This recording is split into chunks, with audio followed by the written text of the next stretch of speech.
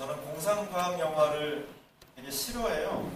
어렸을 때는 마징가 제트, 600만 불의 사나이 이런 거면 못 보면 못 견뎠죠. 크면서부터는 다 버렸습니다.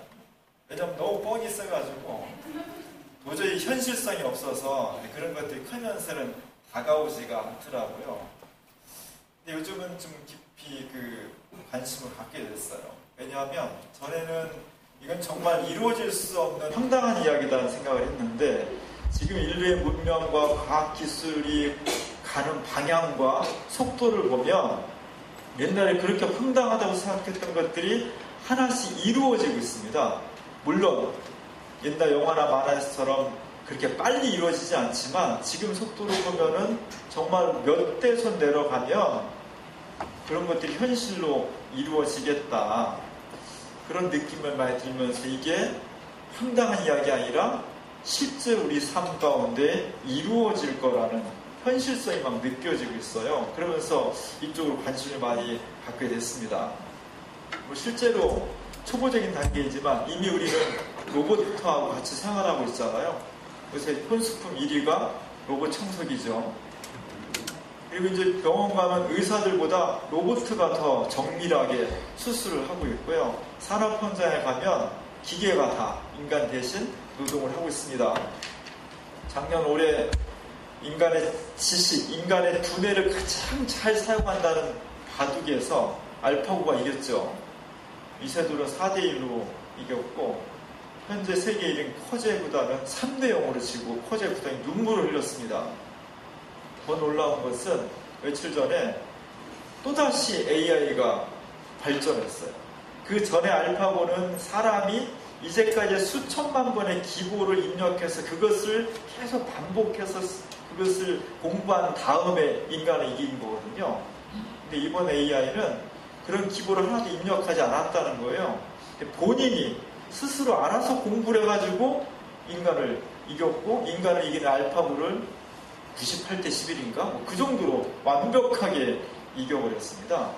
이제는 인간이 만든 기계가 인간의 제어를 떠나서 스스로 발전하는 그런 단계가 성큼성큼 다가오고 있는 겁니다. 이미 우리는 옛날에 황당무계하다고 생각했던 그런 미래의 사회를 살고 있고 그 속도가 엄청나게 빨라지고 있다는 겁니다. 이런 가운데에서 제가 며칠 전부터 얼마 전부터 책을 하나 읽고 있거든요. 불멸의 관하여라는 책을 읽고 있습니다. 테드 강연에서 수백만 비율을 기록한 베스트셀러가 됐는데 인간의 문명의 힘이 뭘까? 근원적인 동기가 뭘까? 저 저자는 결국 인간이 죽지 않고 영원히 살고자 하는 그런 어떤 동기와 욕망들이 현대 사회에 이제까지 인간의 문명을 발전시키는 근본적인 동기였다는 거죠. 저희 책의 중간쯤 보면 인간이 영원히 살기 위한 방법으로 여러 가지 방법들을 시도하는데 그 중에 하나가 냉동인간을 지금 시도하고 있고 또 복제인간을 만들어서 나는 죽지만 나와 똑같은 유전자를 가지고 있는 또 다른 존재를 만드는 것도 사실은 죽지 않고자 하는 그런 방법인 거고요. 수많은 줄기세포나 유전공학의 발전 또 인간의 몸이 됐으냐 사실은 내 몸을 이루고 있는 진짜 나는 뇌 속에 있는 내 경험, 추억, 기억, 내 사상 이런 것들이기 때문에 그걸 굳이 꼭 내 몸속에 보존하지 않아도 컴퓨터에다가 이 내 추억과 기억과 자료를 업로드 시켰다가 어느 순간에 복제인을 만들면 거기다 이입을 시키면 내가 살 수 있는 거 아니야 이런 이야기들이 굉장히 많이 진행되고 있다는 겁니다. 그래서 저희가 거기에 막 관심을 갖고 있을 때 이런 이야기를 현실화시키는 영화가 개봉이 됐어요. 사실 제가 이 영화에 대해서 별로 무관심했었는데 블레이드 러너 2045라는 영화가 개봉이 됐습니다. 이런 영화가 있는 줄 저는 몰랐어요. 근데 이 책을 읽고 있다가 연결되는 내용이 나와서 보게 됐습니다. 사실 이 영화는 두 번째 영화고요. 원래 1편은 1982년도 35년 전에 1편이 나왔습니다. 블레이드 러너 2019라는 우리가 에일리언 시리즈로 유명한 리들리 스콧 감독이 만들었고 그 다음에 해리슨 포드라는 아주 유명한 배우가 그 주연을 했어요. 이 당시로 이 영화 만드는데 우리나라 돈으로 300억 원 정도가 들었다고 하니까 엄청나게 많은 돈을 들인 거예요. 근데 돈을 하나도 못 벌었어요. 흥행에 참패했고, 그 당시 유명한 평론가들이 저 영화 보는 시간 낭비라는 정도로 혹평을 받았습니다.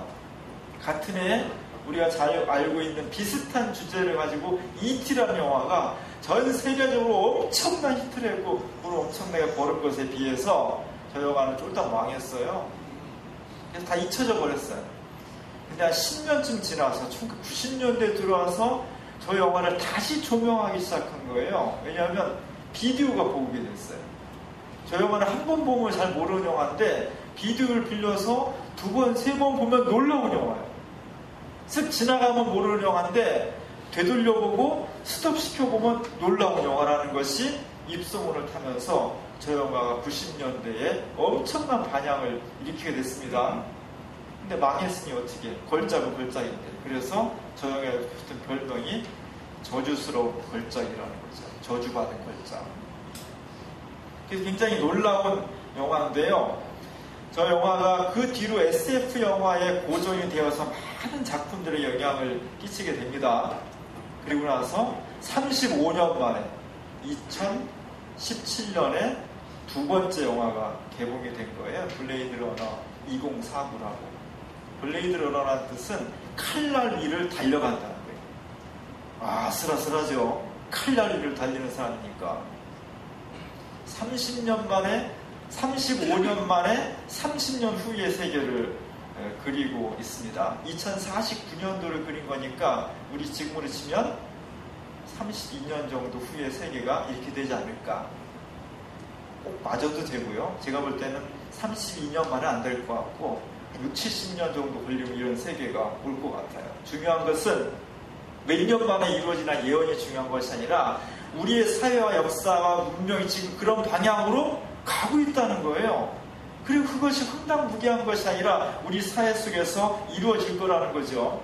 한 30년 후에는 이 세계가 환경오염으로 다 망해서 어렵게 돼 있고, 그 다음에 돈 있는 사람, 권리 있는 사람은 달이나 화성을 개척해서 다 글로 떠났다는 거예요. 지구상에는 가난한 사람, 뭔가 좀 지쳐지는 사람, 그리고 또 하나 복제인간이 이 지구상에 남아있다는 거죠. 여기도 여전히 권력에 의한 빈부의 격차가 있고 오염돼 있어서 산성비가 맨날 내리고 암울하죠. 디스토피아죠.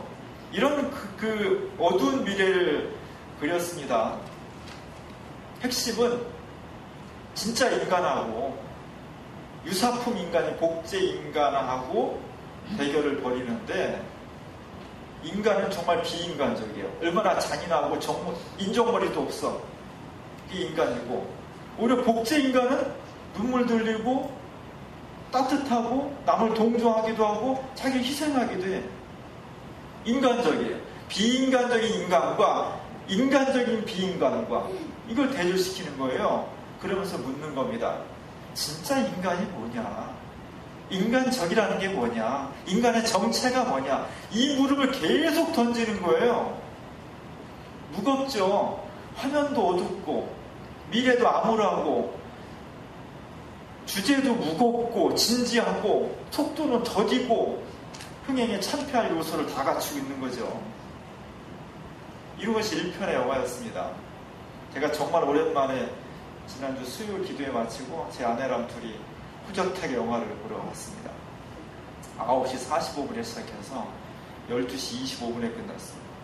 160분 동안 블레이드 러너 2049를 보았습니다. 졸려 죽을 뻔했습니다.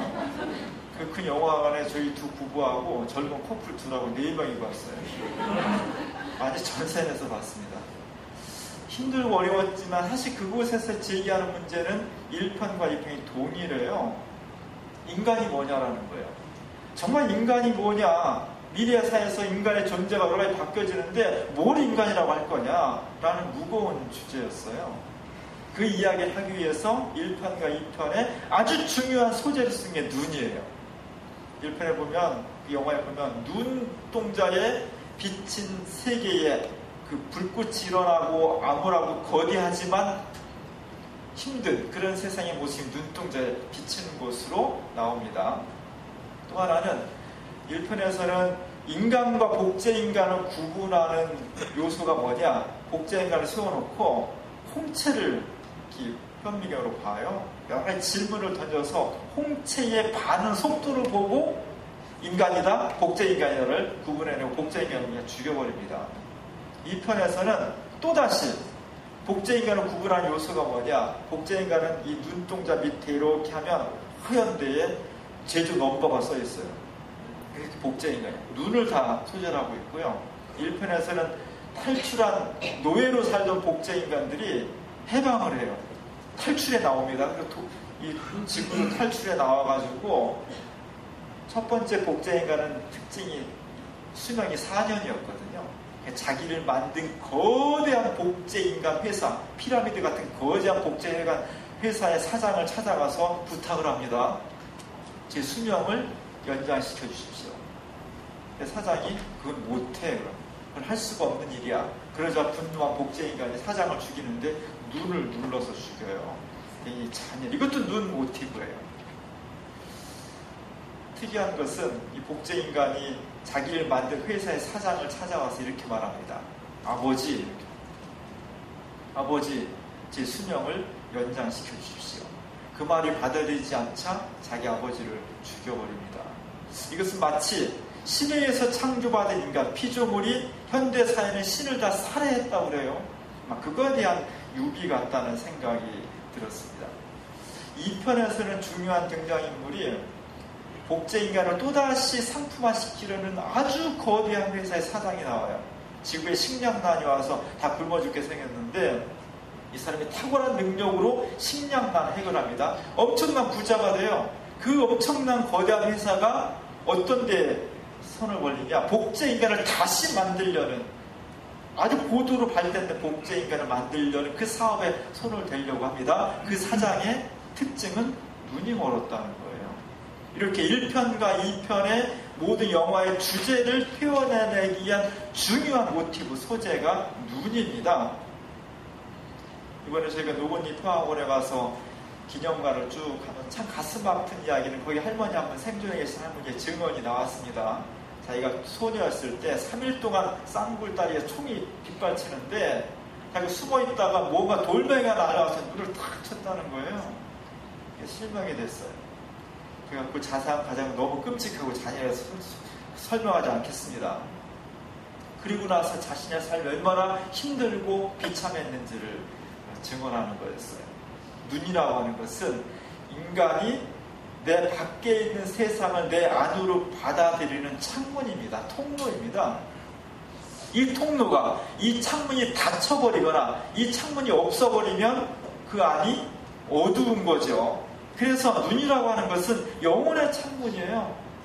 이 세상에서 참 어렵지만 앞이 안 보이는 사람의 삶이 가장 힘들고 고통스러운 겁니다. 그래서 눈은 건물의 창처럼 인간의 삶에 빛을 받아들이고 인간의 삶을 풍요롭게 하는, 반드시 있어야 될 창문과 같은 거죠. 또 하나, 눈은 단순히 사물을 받아들이는 것뿐만 아니라 판단하는 거예요. 시각, 관점, 가치 판단을 하는데 눈이 굉장히 중요한 겁니다. 이렇게 중요한 눈을 모티브로 해서 인간이 뭐냐라고 묻는 영화예요. 제가 본의 아니게 영화 얘기를 자꾸 해요. 제가 영화 광도 아닌데. 중요한 것들을 시사하고 있으니까 한번 보시면 좋겠습니다. 현대사회는 한마디로 시각사회죠. 비주얼 사회예요. 듣는 것보다는 다 보는 것이 주도를 하고 있습니다. 무엇을 보느냐가 중요한 거예요. 내 눈을 가지고 무엇을 보느냐가, 그것이 내 눈을 통해, 마치 창문을 통해 햇살이 건물 안으로 들어오듯이 내 눈을 통해 내 밖에 있는 것들이 내 안으로 들어와서 내가 그것을 보고 가치 판단하는 거예요. 무엇을 보느냐가 대단히 중요합니다. 무엇이 보여지냐가 대단히 중요해요. 오늘 한국 사회 속에서, 세계인들 사회 속에서 이 비주얼 시대에, 시각 시대에 무엇을 보느냐, 무엇을 우리가 하루 종일 보여지고 있느냐 하는 것이 내 인생을 결정하는 거예요. 영혼을 결정하는 겁니다. 인류의 역사를 결정하는 거예요. 대단히 중요한 겁니다. 그래서 우리는 무엇을 볼 것이냐에 관심해야 되고, 오늘 내가 보고 싶든 보고 싶지 않든 내가 하루 종일 무엇이 내가 보여지고 있느냐에 대단히 중요한 거예요. 오늘 모세가 그런 이야기를 하고 있는 겁니다. 시내산의 모세가 하나님께 요청을 드리고 있는 거예요. 우리가 알고 있는 것처럼 모세는 하나님과 가장 가까운 곳에서 활동한 사람입니다. 노예로 있던 이스라엘 백성들을 탈출시켰고 그들을 가나안 땅에 도달할 때까지 광야 40년 동안 인도자의 역할이에요. 그것 하나님께로부터 받았기 때문에 하나님과 가장 가까이서 활동하는 분이에요. 백성들 사이에 문제가 생기면 판결을 해야 됐고, 어려운 난제가 생기면 해결하는 아주 중심적인 인물이었고, 누구보다도 하나님을 가까이 느끼고 있는 사람이었습니다. 그럼에도 불구하고 오늘 모세가 하나님 앞에 요청드리는, 부탁드리는 거예요. 하나님 보여주세요. 하나님을 보고 싶습니다. 이렇게 말하는 겁니다. 오늘 모세가 뭐라요? 모세의 요청은 하나님의 영광을 저에게 보여주십시오. 18절에 보면 모세가 이르되 원하건대 주의 영광을 내게 보이소서. 주의 영광을 내게 보이소서. 하나님의 영광을 보여주시기 원합니다. 여기서 하나님의 영광이라고 표현된 것은 하나님의 본질이에요. 대체 하나님 어떤 분인지. 우리가 사람을 구별하려면 뭘 봐야 돼? 뭘 봐야 돼?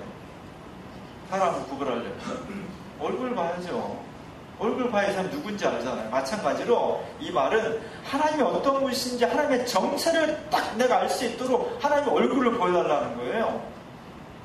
이 말씀은, 이 요구는 단지 모세만의 요구가 아니라 우리 모두의 근원적인 욕구라는 거예요. 모든 인간들 속에 신을 보고 싶은 욕구가 근본적으로 있다는 거예요.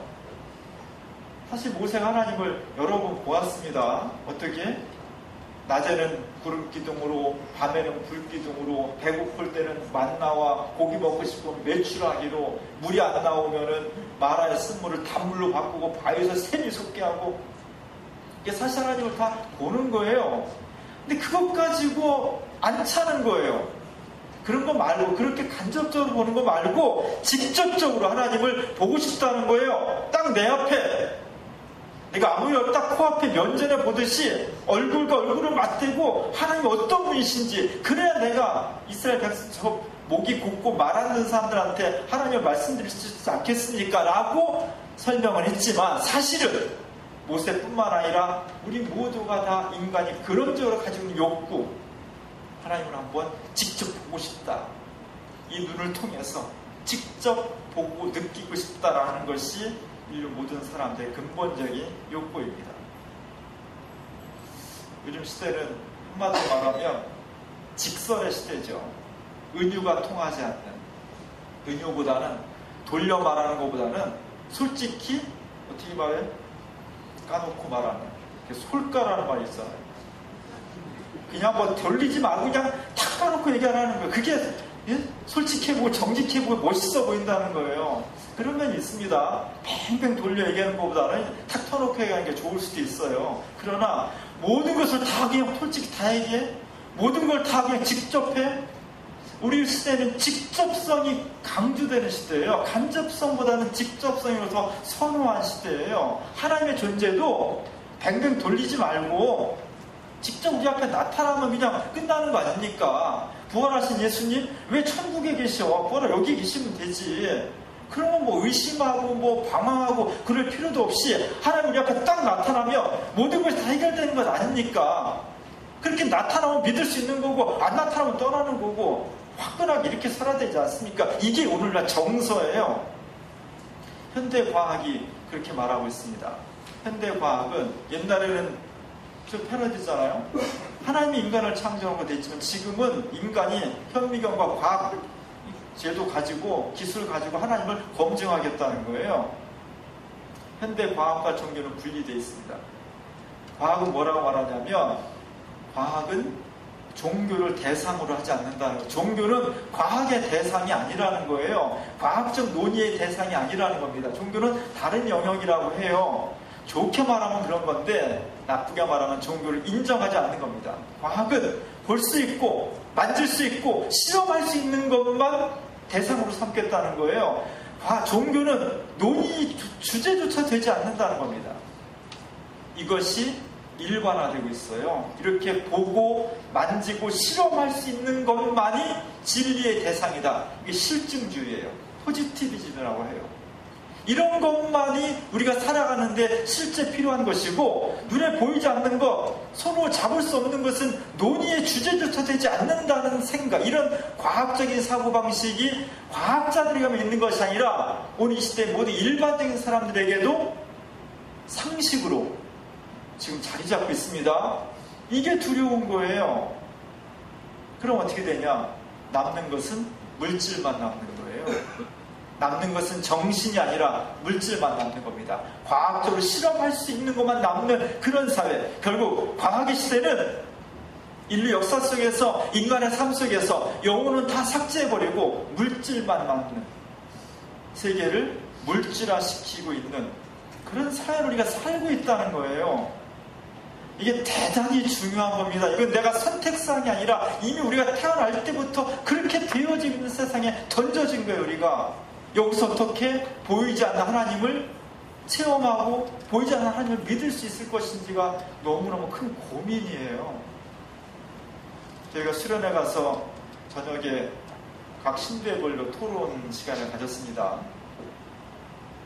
예배에 대해서 우리가 어떻게 예배를 신령과 진정으로 드릴 수 있을까, 그런 주제를 가지고, 또 신도회가 이렇게 맥이 빠져 있는데 좀 활성화될 수 있는 그런 방법이 뭘까, 예배를 잘 드리자, 미리 와서 안내하자, 다 좋은 제안들이 많이 나왔지만 사실 근본적인 문제는 이거예요.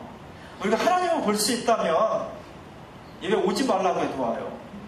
제발 10시 반까지 오라고 아마 새벽부터 올 거예요. 하나님을 볼 수 있다면, 하나님을 직접 내 손으로 만질 수 있고 눈으로 볼 수 있다면 이런 문제가 하나도 문제가 되지 않는 겁니다. 문제는 뭐냐면 그것이 하나님의 영광을 직접적으로 볼 수 없는 것, 그것이 문제예요. 하나님께 보여달라고 하는데 하나님께서 보여주지 않는 것, 그것이 문제예요. 하나님을 보고 신앙을 생활하고 인생을 살아가는 데 있어서 이 문제를 아주 중요하게 대해야 돼요. 이 문제를 정말 아주 고민을 해야 됩니다. 그리고 하나님 앞에 간구해야 돼요. 모세처럼 하나님 볼 수 있으면 좋겠습니다. 하나님을 내 눈 앞에 보여주십시오. 그거 가지고 씨름해야 됩니다. 그거 가지고 밤을 새야 돼요. TV 보고 노는 것 때문에 밤새지 말고 정말 내 인생을 결정하고 역사를 결정하는 이 문제 가지고 밤을 새야 돼요. 그럼 아무것도 문제가 되지 않는 겁니다. 문제는 하나님께서 우리에게 이런 모세의 간절한 요구, 또 우리들 속에 말은 하지 않지만 근원적으로 인간이 가지고 있는 요구에 대해서 하나님이 어떻게 대답했냐는 거예요. 하나님께서는 간접적으로 대답을 하셨습니다. 간접. 인간은 너무너무 직접성을 원하는데, 그래서 20절, 23절에 보면은 하나님의 영광을 보여주십시오. 제가 한번 봤으면 좋겠습니다. 수많은 기적을 체험했지만 그거보다 한번 딱 그냥 페이스 투 페이스로 딱 얼굴 딱 한번 봤으면 좋겠어요. 이게 모세의 요청이에요. 거기에도 하나님께서 이렇게 대답하십니다. 내가 내 얼굴을 보지 못하리니 나를 보고 살 자가 없습니다. 내가 내 얼굴을 보지 못할 것이다. 왜냐하면 나를 보면 다 죽으니까. 내가 내 등을 볼 것이요 얼굴을 보지 못하리라. 아주 못 보는 건 아닌데 등만 본다는 거예요. 등만 보고서 사람을 구별하기는 한 3분의 1도 안 됩니다. 그래서 길거리 가다 보면은 등 보면 저도 분명히 내 친구나 아는 사람 같아서 탁 가가지고 그냥 탁 팔을 닦아채거나 뒤통수 탁 치고 딱 보면 다른 사람이면 무지하게 민망하죠. 등은 얼굴보다 훨씬 인식 능력이 떨어지는 거예요. 그러니까 답답한 거예요. 그래서 모세는 하나님 그냥 간접적으로 말고 여러 무슨 불기둥 그런 거 말고 그냥 딱 사람 보듯이 나타났으면 좋겠어. 이 요구잖아요. 여기서 하나님은 내 얼굴을 보는 자는 살지 못할 것이라는 겁니다. 마치 우리가 맨눈으로 태양을 오랫동안 보이고 있으면 실명하듯이 하나님의 영광이 너무나 거룩한데 그에 비하면 인간은 너무나 죄인인데 그것을 직접 대면했을 때 살 자가 없을 것이다. 이것이 하나님의 대답이에요. 그러면서 등밖에 못 볼 것이다. 여기서 인간의 요구와 하나님의 응답이 긴장을 일으켜요. 인류 역사의 근원적인 질문과 요구는 하나님 한번 봤으면 좋겠습니다. 그거예요. 예수님 당시도 그렇고 지금도 그렇고 미래도 그렇습니다.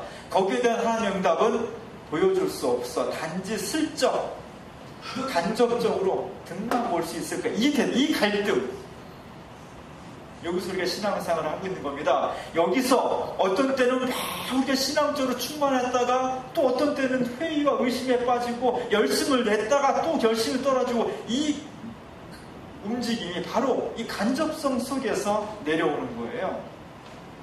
우리는 어떻게 하나님을 좀 직접적으로 느낄 수 있을까? 우리나라의 원로 석학 중에 한 분이 이어령 전 문화부 장관이죠. 문화 박사이면서 우리나라 최고의 원로지만 지성인이죠. 지성인의 대표 중에 한 사람이죠. 이분이 73살의 세를 받았어요.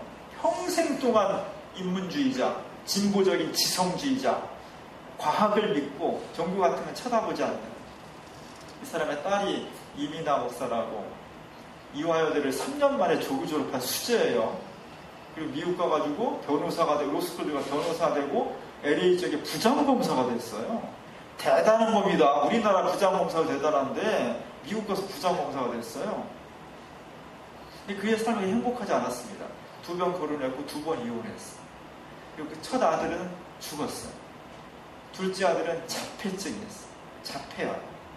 너무 힘들죠. 그리고 본인은 갑상새 암에다가 망막이 시력을 잃어가는 병에 걸렸어요. 그 딸을 보면 너무나 자랑스럽고 사랑스러운 딸을 보면서 이어령 박사가 하나님께 기도합니다. 하나님, 내가 지금 볼 수 있는 것을 내 딸이 계속 볼 수 있다면 그냥 당신을 믿겠습니다. 근데 기적적으로 이 딸이 나아요. 그리고 나서 이 사람이 회심을 합니다. 신앙을 가져요. 하나님을 믿게 돼요. 그리고 이민아 씨는 검사를 그만두고 목사가 돼서 죽을 때까지 열정적으로 복음을 전하다가 위암으로 사망을 합니다. 이어령 씨 이런 고백을 해요. 우리가 하나님 믿는다는 것은 무엇인가? 내가 여태까지 73년 동안 지성인으로 살았는데 이제 신앙을 갖는 영성인으로 바뀌어서 살고 있는데, 사실은 그럼에도 불구하고 낮에는 지성인으로 비신앙인으로 막 살다가 밤에 혼자 있고 또 조용해지면 다시 신앙인에서 왔다 갔다 한다는 거예요. 그 고민을 이야기합니다. 그러면서 이런 인터뷰를 했습니다. 영성이란 뭐냐? 영성이란 열린 문 사이로 왁자지껄한 파티장의 화려한 모습을 살짝 스쳐지나가면서 본 것 같은 거예요. 한순간 번개처럼 왔다 갔다 가는 체험. 신앙이라는 것은 그렇게 한번 살짝 체험한 것을 죽을 때까지 붙잡고 씨름하면서 정말 그것을 가지고 되살리고 부딪히고, 이런 과정이 신앙생활이다. 이 영성의 체험, 이 하나님을 살짝 본 이 체험이 없어져 버리면 기독교는, 교회는 그냥 복지단체, 사회단체, 시민단체에 불과할 것이다. 이런 이야기를 하고 있습니다. 하나님을 만난다는 것, 하나님을 본다는 것은 우리가 너무 큰, 너무 거룩한 것을 직면할 수 없듯이 간접적으로 보는 거예요. 살짝 스쳐, 번개불 스쳐가듯이 보는 거예요. 그것을 가지고 평생 동안 씨름하는 겁니다. 내 인생에, 내 삶에 있어서 하나님을 만난 그 체험을 평생 동안 가지고 씨름하는 거예요. 그래서 어떤 때는 그것 때문에 다시 일어서기도 하고, 그것 때문에 고민하기도 하고, 그것이 대단히 중요한 겁니다. 하나님은 그런데 그 방식을 간접적으로 보여준다는 거예요. 고급 인테리어 집에 가면 형광등을 달지 않습니다. 형광등으로 조명한 집은 좀 싼 집이에요. 물론 전기세 아끼려고 그런 집도 있지만 고급 집일수록 간접 조명을 써요. 직접적인 것을 선호한 이 시대에 모든 것이 다 직접적인 것이 좋은 건 아닙니다. 은은함으로 직접적이지 않지만 애둘러서 같이 표현하고 만날 수 있는 것이 대단히 소중한 거예요. 우리가 어떻게 하면 하나님을 직접적이 아니라 간접적으로 만날 수 있는 방법은 무엇인가? 오늘 우리에게 그 방법은 무엇인가? 저는 기도와 응답이라고 생각해요. 기도와 응답. 하나님이 직접 내 눈앞에 나오면 죽는다는 거예요. 그럼 어떻게 하나님을 볼 수 있느냐? 정말 내가 원하는 것은 기도하는 거예요. 그것에 가서 응답을 받는 것, 이것이 하나님을 보는 거예요. 대단히 암에 걸리고 죽을 고통사고에서 그런 것도 있지만 일상적인 삶 속에서 이루어지는 거예요. 제가 수련회 갔다 오면서 기도를 했습니다. 뭐라고 기도했겠어요? 수련회 가서 뭔가 막 뒤집어지게 기도했겠습니까? 하나님, 한 80여 명 어린이부터 움직이는데 먼 길이에요. 어떤 일이 있을지 모르는데 하나님, 무사히 다녀왔으면 좋겠습니다. 한 명도 아프지 않았으면 좋겠습니다. 다치지 않았으면 좋겠습니다. 갔다 와서 괜히 갔다 왔네. 그러지 않고 잘 갔다 왔어. 재밌어서 내년에 또 갑시다. 이런 말이 나왔으면 좋겠습니다. 이루어졌어? 안 이루어졌어요? 하나님 다 이루어주신 거 그러고 보니까 돌이켜보면 우리 하루 생활, 1년의 생활 어떤 걸 돌이켜보면 하나님께서 우리의 기도에 다 응답해 주시는 거예요. 그 응답해 주신 것을 느끼면서 하나님이 살아계시구나. 나에게 하나님의 얼굴을 보여주시는데 직접적이 아니라 간접적으로 하나님께 보여주셨구나. 이것이 응답이에요. 이것을 붙잡고 살아가는 거예요. 이것이 안 되면 우리의 신앙이 느슨해지는 거예요. 여러분 정말로 하나님을 보고 싶고 정말로 하나님의 살아계심을 느끼고 싶다고 생각되면, 그리고 정말 여러분이 간구하는 것이 있으면 기도하세요. 정말 간절한 마음으로 여기저기 뛰어다니지 말고 열심히 노력도 해야 되지만 먼저 하나님 앞에 나와서 제가 이것을 원합니다. 이걸 정말 소원입니다. 간절한 마음으로 진실한 마음으로 기도하면 하나님께서 우리에게 응답해 주십니다. 그 응답이 하나님의 틈을 보는 거예요. 얼굴을 볼 생각을 하지 마세요. 그것이 죽는다는 거예요. 그것이 하나님의 틈을 보는 겁니다. 그것을 가지고 우리가 지쳐있을 때, 신앙이 다운될 때, 우리의 삶의 무의미를 느낄 때 하나님의 틈을 본 그것을 다시 일으켜 세우고 새롭게 나아가는 것이 기독교인의 운명이에요. 이렇게 하기가 점점 어려운 시대가 펼쳐지고 있습니다.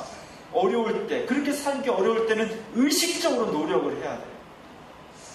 여러분 삶의 현장에서 열심히 기도하시기 바랍니다. 반드시 하나님께서 응답해 주실 것이고 그 응답이 하나님의 틈을 보는 겁니다. 이 놀라운 역사가 우리 가운데 이루어질 수 있기를 주님의 이름으로 간절히 축원합니다. 기도하겠습니다.